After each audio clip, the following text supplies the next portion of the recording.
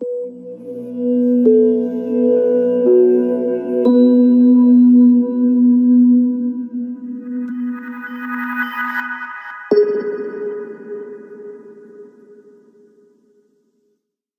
everyone, and welcome to another module of the 6-week Affiliate Mastery Challenge. So today I'm going to talk about essentially how you pay for things, i.e. ad impressions, and how you get paid, so conversion flows and commission models. So to jump straight into it, let's start by talking about traffic sources. So what do traffic sources do? They essentially sell you ad impressions. That is the good or the service or the product that they are wanting to monetize and wanting to sell to you. So when you're working with a traffic source, you should be mindful of their objectives. And I don't just mean on the money side, but if you were to look at their objectives, the most obvious one is money, right? So they have these impressions that they're trying to monetize, and the simple goal that they are after there is to make as much money as possible per impression. So they're trying to maximize their earnings per impression, or you might say their earnings per mil, or earnings per 1,000 impressions, or EPM. So if there's one thing you should take away from this module, it's that traffic sources are always trying to maximize their EPM.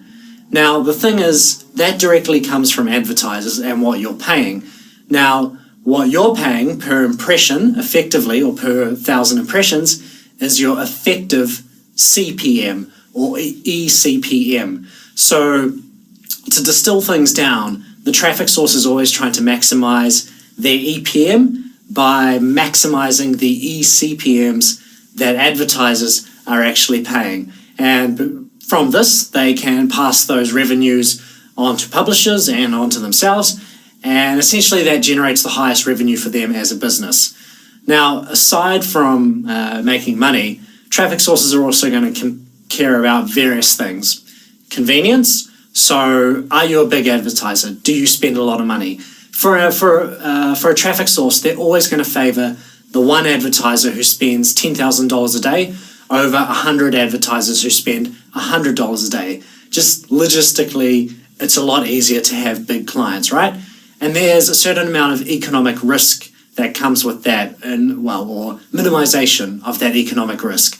If you're working with someone who's willing to pay $10,000 a day, chances are you're going to have fewer problems with them versus managing 100 or dealing with 100 little clients who are only willing to pay or only actually spend about $100 per day. Compliance. That is another thing traffic sources will be concerned with. So are the ads being run by advertisers compliant with the wishes of the advertiser or the publishers, the product and service owners, and the website owners who are actually allowing for those ads to be placed on their sites and exchanges. So in that respect, a traffic source is again going to want to work with a big advertiser which they trust more than 100 small advertisers, where a portion of that cohort may be more likely to run things and sneak things through which shouldn't actually be run, potentially damaging their business relationships.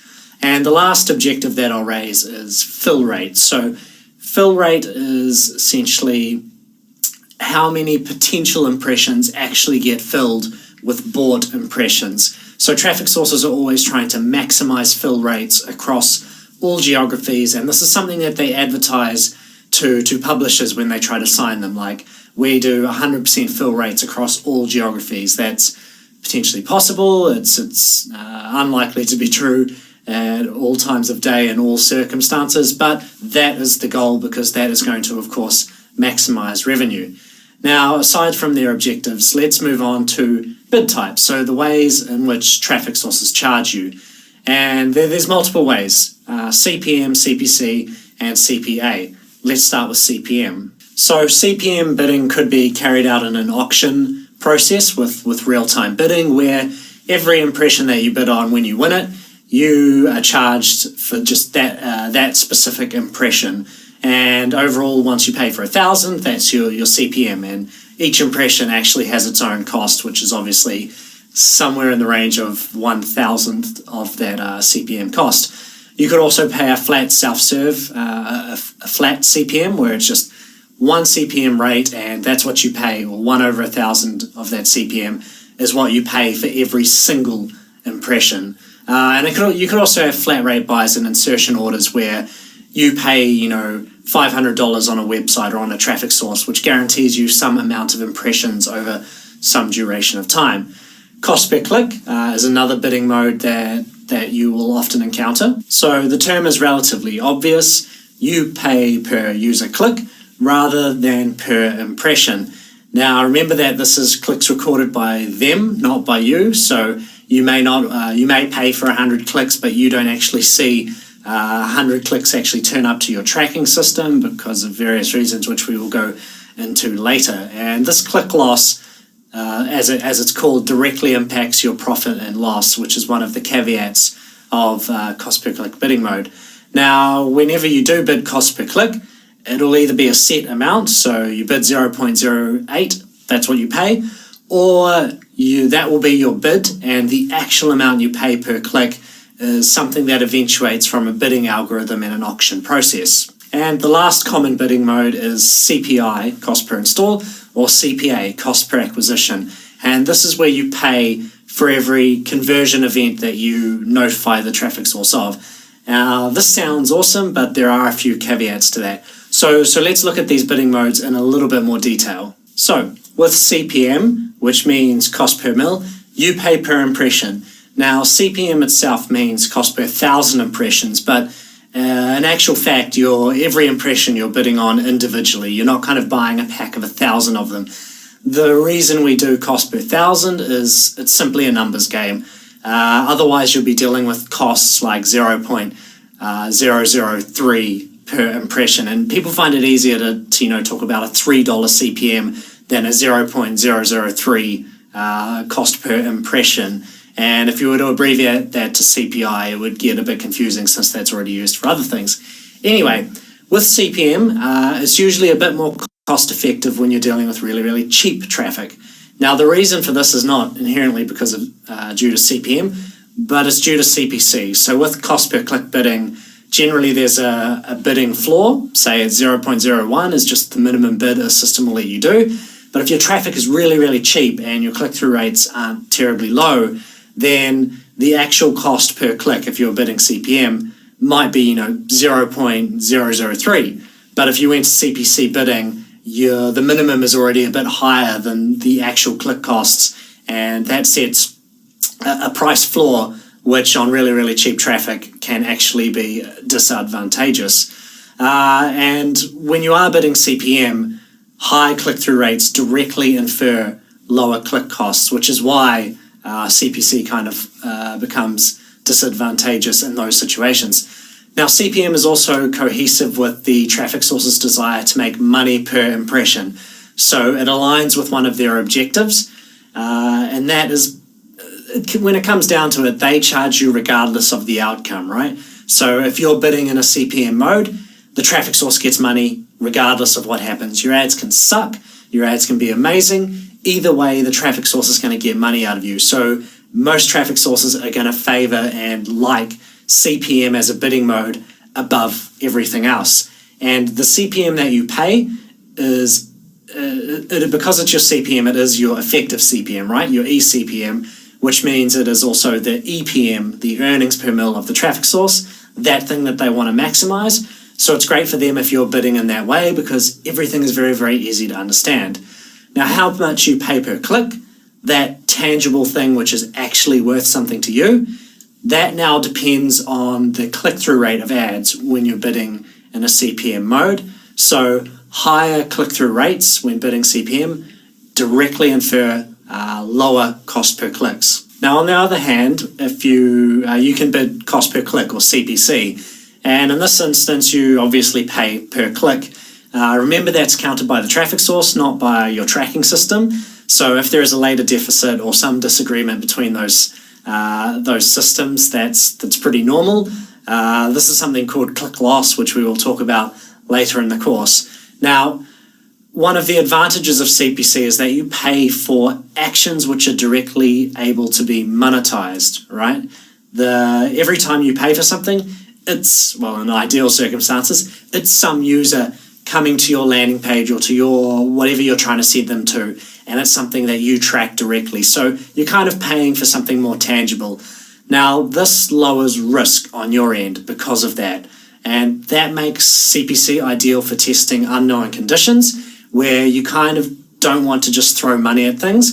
You want tangible actions coming from the actual money that you spend. Now, as I mentioned before, for low-cost traffic, the minimum cost per click may actually be quite high compared to CPM bidding, which is just one of the disadvantages. And when it comes to moderate traffic, or essentially all traffic situations, you kind of have to test CPC versus CPM to see which one works better for you. And then for different geographies, different campaign types, different ads, different, everything, you will just learn which bidding mode tends to work better for whatever specific traffic source that you're working with. Now, the last bidding mode that I want to mention is CPI and CPA, or cost per install, cost per acquisition.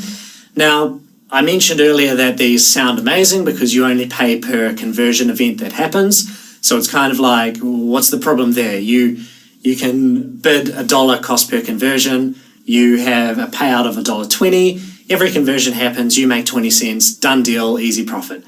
Not so simple. The problem there is that whenever you're bidding CPI or CPA, it's always extremely competitive. So if you're running an affiliate offer on some traffic source, generally the traffic source they'll know that multiple people want to run that offer, and all they'll care about is the highest payout. So they generally don't care about the conversion rate and how good a marketer you are. All they tend to care about is how much revenue you get per conversion, and hence how much you can pay in terms of CPI and CPA. And someone who has a higher payout than you will almost always be able to pay more at the traffic source, and the traffic source just won't even bother to work with you. Kind of sucks. And direct relationships will cut you out. So if the advertiser directly wants to work with the traffic source, then that's it. Done deal. They can pay the highest CPI or CPA, and that locks you out from even trying to bid CPI and CPA for those offers. This happens all the time, especially on incentive-based networks. And the last thing is that you often need high funding commitments or conversion rates to even have much success here. So if you did manage to be bidding CPI and you did start getting conversions, remember that the traffic source, they always care about their earnings per mil, their EPM, and if your CPI or CPA campaign is not actually meeting those standards, it's great for you, but in the long run, not good for the traffic source. Their system is probably automatically going to really, really stifle and strangle traffic to those ads and to those campaigns, and it's just not going to go anywhere. The campaigns may even get paused manually or automatically for low performance. Now, one of the other caveats is sort of a bit more complex, but when you are tracking these campaigns, typically you will send a conversion event to the traffic source to say, hey, a conversion happened, which is great, and that's when they charge you.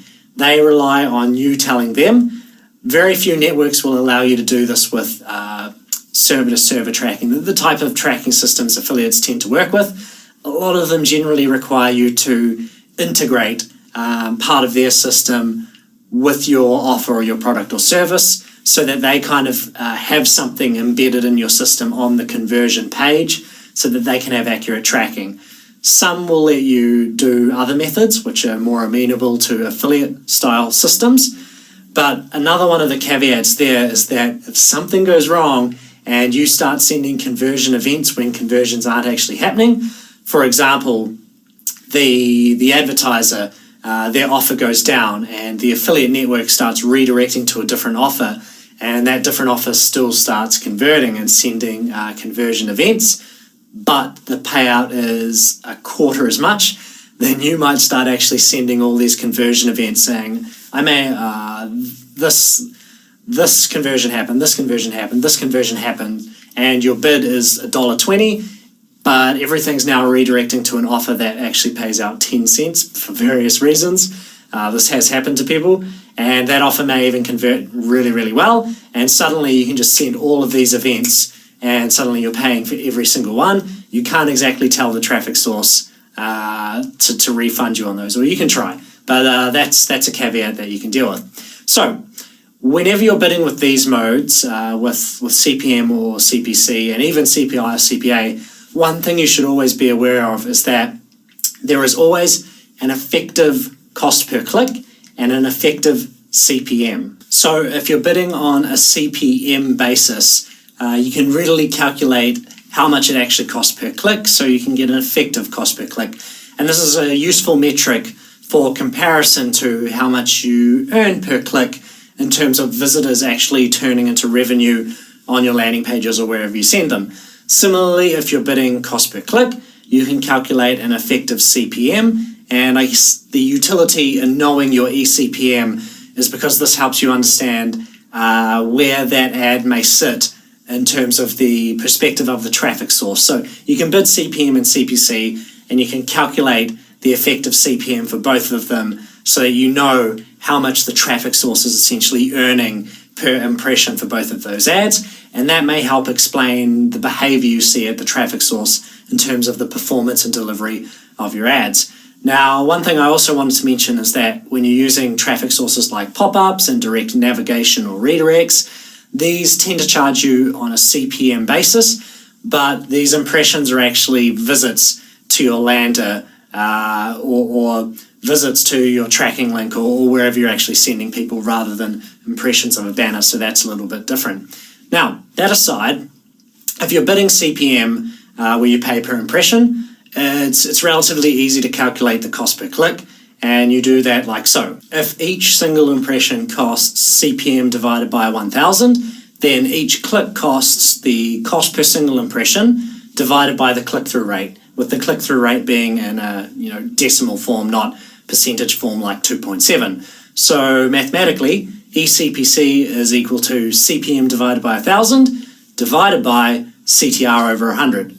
Obviously, that's not that pretty, and we can kind of simplify things a little, and we get the effective cost per click is equal to the CPM, maybe that's $3 or 3, divided by the CTR, say 2.7, then all of that divided by 10. So that is how you calculate the eCPC when bidding on a CPM basis. So from this, you can directly infer that a higher CTR gives a lower effective cost per click, if that wasn't kind of obvious. And of course, a lower CPM is going to give a lower cost per click because you're paying less, all else being equal.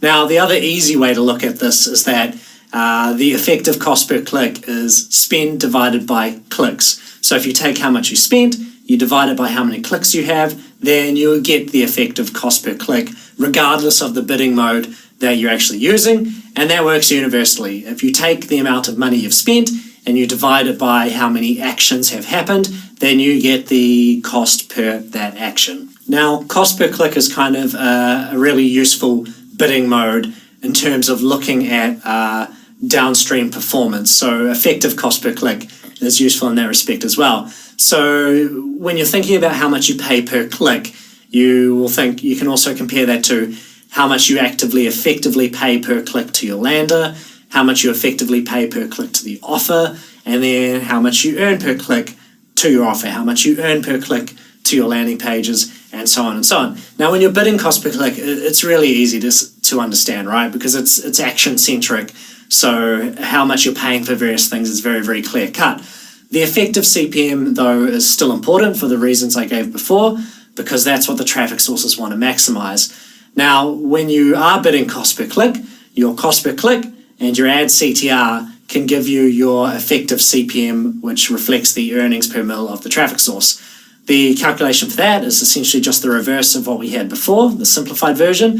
So eCPM is just the cost per click times the CTR times 10. So for example, it might be a cost per click of 3 cents, 0.03, times a CTR of 4%, times 10, which gives you some CPM, which realistically should be between 50 cents and $5. Now, that aside, always remember what you're actually paying for when you're bidding, and remember how that affects the way the traffic source treats your actual campaigns, and be mindful of which actions are actually important to you and why.